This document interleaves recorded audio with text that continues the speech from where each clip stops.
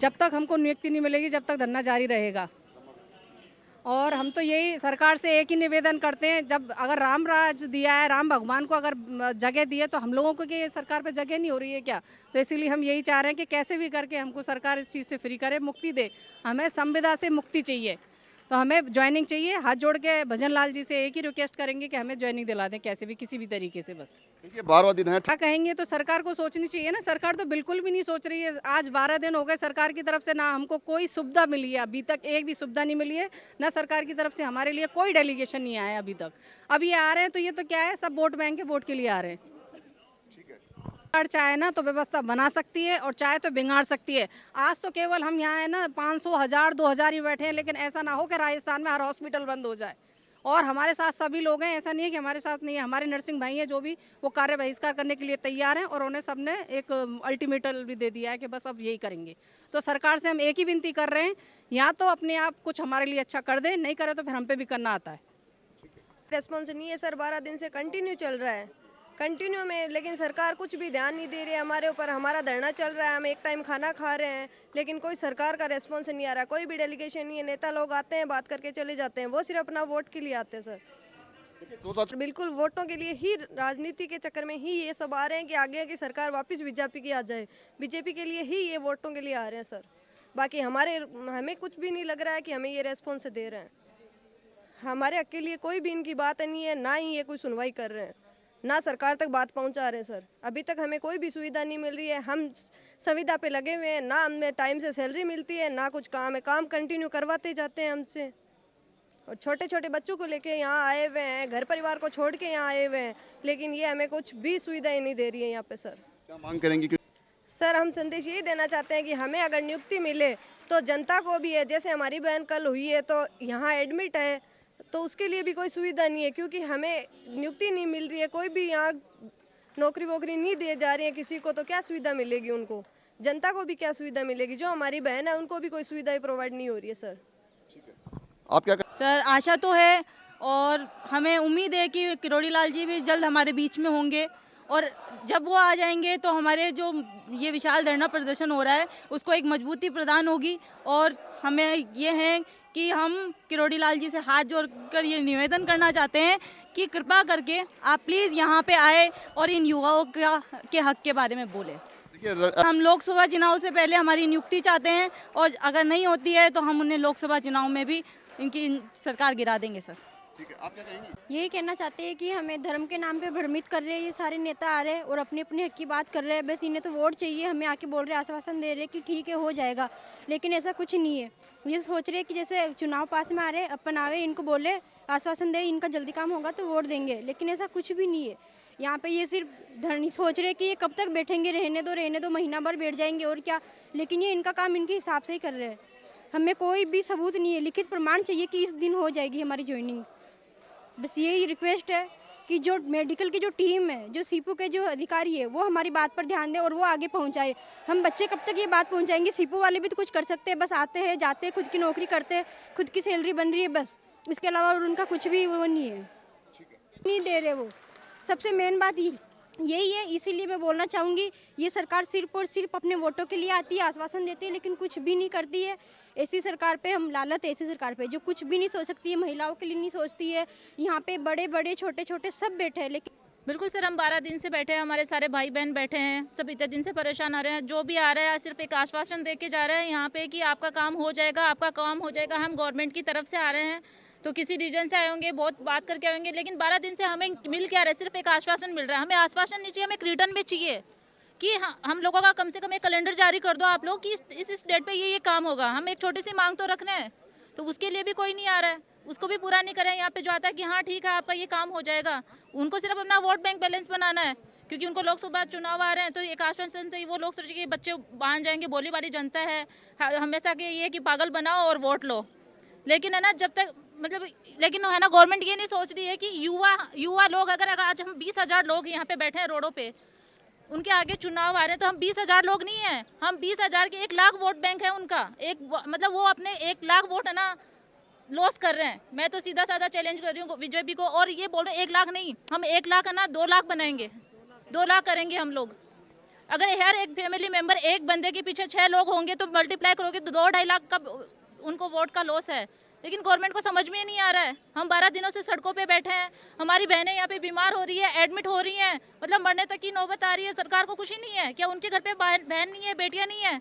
अगर आज उनकी बहन बेटे ऐसी सिचुएशन में बैठे रहते, क्या वो आके नहीं पूछते एक भी बार? तो कभी एक तरफ तो बोलते हैं महिलाओं के लिए ये कर रहे हैं, महिलाओं के लिए वो प्रोटेक्शन है, इतनी सारी प्रोटेक्शन दे रहे हो तो महिलाएं रोडों पे क्यों बैठी हैं आज 12 दिन से? सरकार से मेरे तो भजनलाल सरकार से एक ही विनती है कि आप मुझे इस चीज़ का जवाब तो दो कि हम सड़कों पे क्यों बैठी हैं। आप बोलते हो महिलाओं के लिए हमने ये किया है, ये प्रोटेक्शन चालू किया, वो किया, तो क्या किया है? मुझे तो नहीं लगता कहीं कुछ है। इतने हम लोगों ने कोरोना में 6-6 हज़ार रुपए की नौकरी की है, जिस टाइम पे कोई एक दूसरे से बात तक नहीं करना चाहता, शायद एक दूसरे को टच नहीं करना चाहते होंगे। ये बड़े बड़े नेता लोग हैं ना, शायद यही बोल के जाते होंगे कि हम तेरे को इतने रुपए देंगे, तू आके हमारे घर पे ये काम करके जा। तब तो कुछ नहीं था, तब तो हम कोरोना वीर योद्धा हो गए थे, और आज हम सड़कों पर बैठे तो कुछ नहीं है। मतलब पागल हैं। आज हमारे कोई सम्मान नहीं है, कुछ नहीं है। तो कुछ तो सोचना चाहिए सरकार को हम लोगों के लिए। 12 दिन से बच्चे बैठे हैं, कुछ नहीं चाहिए हमें। एक छोटा सी चीज़ आके दे दो, एक रिटर्न में लेटर दे दो कि भाई हम तुम्हारा कैलेंडर जारी कर रहे हैं, ये है। 8 केडर का काम एक साथ नहीं कर सकते। ये किसी एक छोटे केडर से तो चालू कर दो। एनो तो बहुत बड़ा केडर है, चलो 8,000 का केडर है, लेकिन ईसीजी डेंटल ये 150-200 के केडर है। एक छोटे केडर से काम चालू कर दो, एक रिटर्न ऑर्डर दे दो, हम सेटिस्फाइड हैं।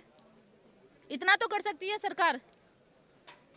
पंकज, नहीं लगता आश्वासन से काम होगा। 12 दिन से आश्वासन ही तो ले रहे हैं। अब आश्वासन से हमें चाहिए नहीं, हमें सिर्फ रिटर्न में ऑर्डर चाहिए कि ये काम होगा। और हमें नहीं भरोसा ही नेताओं की बातों पे कि ये ना इनका आश्वासन होगा, हम मान जाएंगे कि हमारा काम हो जाएगा। बहुत बार हम लोगों को बुद्धू बना लिया, हम उठेंगे नहीं यहाँ से। और आज तो हम जयपुर में बैठे हैं, थोड़े दिनों में ये पूरे नर्सिंग कर्मी, ये पूरा पैरामेडिकल स्टाफ पूरे राजस्थान के अंदर फैलेगा। सब लोग कार्य बहिष्कार करेंगे, सारे मेडिकल जो फैसिलिटीज है वो सारी ठप हो जाएंगी। तब सरकार कहाँ जाएगी? एक भी अगर सरकार इसके बाद में भजनलाल सरकार आगे जो होना है, उनके साथ जो बुरा होना है ना, उसकी जिम्मेदार खुद बीजेपी सरकार होगी। क्योंकि युवाओं को अगर परेशान किया जाएगा तो युवा भी नहीं छोड़ेंगे। इतने कमजोर युवा नहीं है। अगर युवा साथ दे सकते हैं, अगर आपको ऊपर उठा सकते हैं तो आपको नीचे भी गिरा सकते हैं आपकी सरकार को। कांग्रेस सरकार ने हमें धोखा दिया तो उसका नतीजा वो भुगत रही है कि आज वो सत्ता में नहीं है। तो बीजेपी सरकार क्या सोच रही है कि लोकसभा के अंदर हम जीत जाएंगे।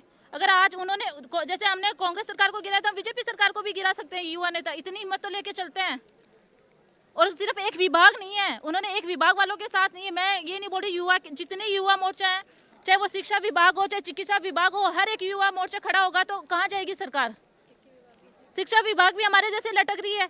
उनमें क्या है, किसी को ज्वाइनिंग दे दी, किसी को नहीं दे दी, कहीं पंचायती राज वालों को बिठा रखा, सारे लोगों को इन्होंने बिठा रखा है। मतलब एक सरकार ने धोखा दिया। इन्होंने उस वक्त अपना वोट बैंक बैलेंस बनाने के लिए हमें बोल रहे हैं कि नहीं हम ऐसे करेंगे, वैसे करेंगे, इतने दिन में ये कर देंगे। आज उनकी सरकार बने हुए 2 महीने हो गए, उनसे कुछ नहीं हुआ। हम लोगों का काम आज से 4 महीने पहले जहाँ पड़ा था ना, वहीं का वहीं है। हम लोगों का 99% काम होने के बाद सिर्फ 10% काम के लिए उनको इतने महीने लग गए कि आज 4 महीने हो गए उस चीज़ के लिए बैठे बैठे। सितंबर से हम लोग बैठे हैं।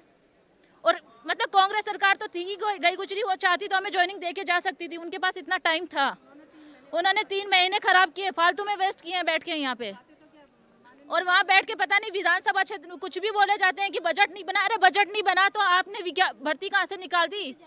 वित्त विभाग से स्वीकृति मिली, बजट मिला, तभी तो आप लोगों ने भर्ती है। वहाँ पे बैठ के कुछ भी बगे जा रहे हो नेता बनकर। तुम लोगों को ये नहीं पता कि मैं बोल क्या रहा हूँ यहाँ खड़ा होकर कि बजट पास नहीं हुआ है। कोई उनसे जाके पूछो हाउ कम इज पॉसिबल, बिना बजट पास हुए तुम लोगों ने भर्ती कैसे निकाल दी? बिना वित्त विभाग की स्वीकृति के मिल गई थी क्या? कांग्रेस सरकार ने अगर बजट पास किया होगा तभी तो इतनी पोस्टें निकली होंगी, उनके पास बैलेंस होगा तभी तो। क्या बीजेपी सरकार के पास पैसे नहीं है? वो एक 22,000 की नौकरी नहीं दे सकता हम लोगों को, तो वो तो लाखों लोगों को नौकरी देने की बात कर रहे थे। तो इनसे 20,000 लोगों को ही नौकरी नहीं दी जा रही है, वो भी 20-20, 22-22 हज़ार रुपए की, वो क्या देंगे? और NHM पे तुम 70,000 की नौकरी निकाल रहे हो।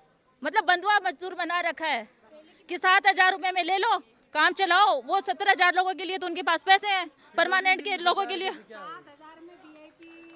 ट्रीटमेंट चाहिए इनको 7,000 रुपए के अंदर। 6,952 रुपए में 7,000 रुपए भी नहीं है, पूरे 7,000 रुपए भी नहीं दिए जाते गवर्नमेंट से। एक बंदा नर्सिंग करने जाता है तो वो अपने माँ बाप के 5 लाख रुपए वेस्ट करके आता है।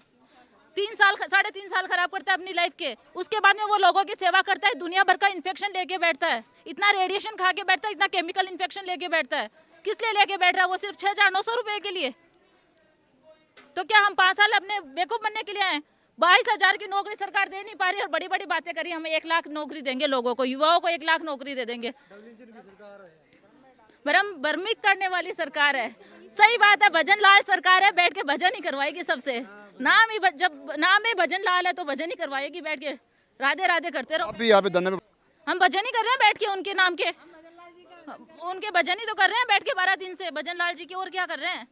इतनी देर में तो किसी भगवान के मंदिर में जाके बोलते ना तो भगवान प्रकट हो जाते। ये भजन लाल जी तो भगवान से भी बड़े भगवान हो गए। शायद ऐसे लगता है इन्होंने भगवान को बनाया, भगवान ने इनको नहीं बनाया। मानवता खत्म हो गई उनमें कि कोई लड़की एसएमएस में जाके एडमिट है, मरने की नौबत में है, नाम में भजन लाल है, कर्म से भजन लाल नहीं है। अगर उनमें इतनी मानवता होती ना तो वो आते यहाँ पे धरने पे, जो बहनें मर रही है ना तो एक बार उनको पूछने आते। मानवता खत्म है, मैं तो सीधा बोल रही हूँ। नाम से नहीं, इंसान है ना, नाम से बड़ा नहीं होता, अपने कर्मों से होता है। लेकिन ये जो है ना बड़े बड़े अफसर बैठे ना, जो एमएलए, मुख्यमंत्री, चिकित्सा मंत्री, इनमें किसी में मानवता नहीं है, बिल्कुल मानवता नहीं है। सरकार संवेदनशील संवेदनशील सरकार है ही नहीं, मैं तो नहीं बोलूंगी। संवेदनशील होते तो वो आते ना, इनसे जितना कठोर इंसान तो कोई नहीं होगा। साला एक बार हम लोग रात दिन जिन लोगों की सेवा करते हैं, हम उन लोगों को नहीं जानते, उन लोगों से हमें अटैचमेंट हो जाता है। हमने तो पूरी दुनिया की जनता की सेवा की है। कोरोना में जब सब मर रहे थे तब हम सब लोग जाते थे, छोटे छोटे बच्चों को लेके। यहाँ पे बहुत सारी ऐसी बहनें होंगी जिनको कोरोना खुद को हुआ होगा, उनके बच्चों को हुआ होगा, उनके परिवार में हो गए, और कितने कब मर भी गए होंगे। तब सरकार को याद नहीं आया, तब तो उनको बड़े घरों में बैठे थे, तब तो बड़े फूल बरसा देते थे। आज उनको याद नहीं है कि भाई नर्सिंग स्टाफ भी है, नर्सिंग कर्मी भी है, इतने पैरामेडिकल वाले लोग हैं।